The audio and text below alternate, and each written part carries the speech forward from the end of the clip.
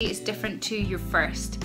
I am doing this video in association with the Consumer Health Digest website. There is more information in the article that I have linked in the drop down box below, and also a link to the Consumer Health Digest website, which you will find more information on all things pregnancy related.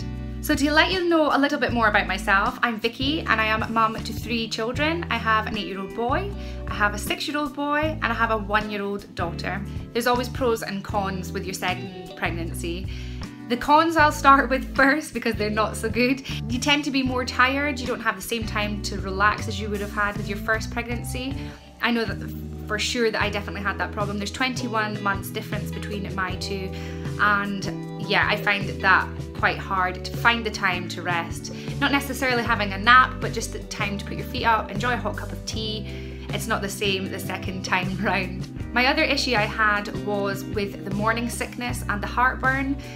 It was harder to deal with the second time round. Again, more to do with that you don't have the same time to try and feel okay, get your energy back. It's just not the same. So I would try and stock up on all the goodies that make you feel that little bit better when you're pregnant with your second one. I showed a lot quicker and my bump was much bigger the second time round.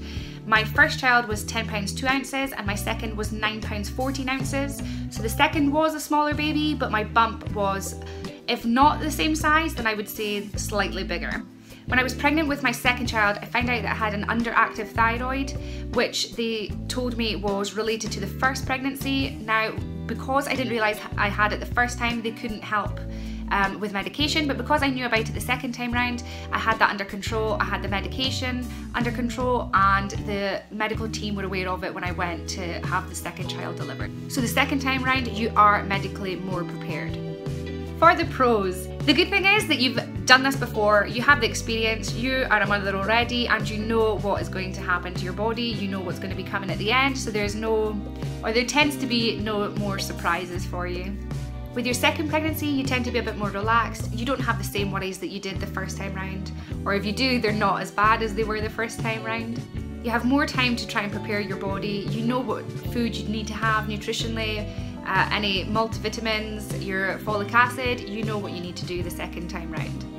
Fingers crossed, but for your second birthing experience, you'd hope that it would follow suit from your first time. I had an emergency C-section with my first pregnancy, so I had a planned C-section for the second one. I was really, really nervous.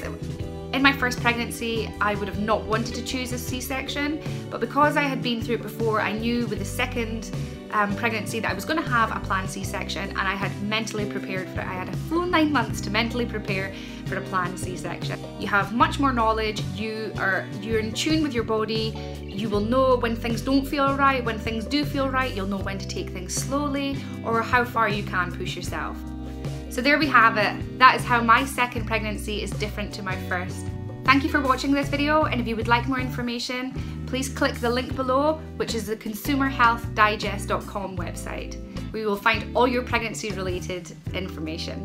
If you would like to see more videos from me, please search Mummy T on YouTube. Thank you for watching. Bye!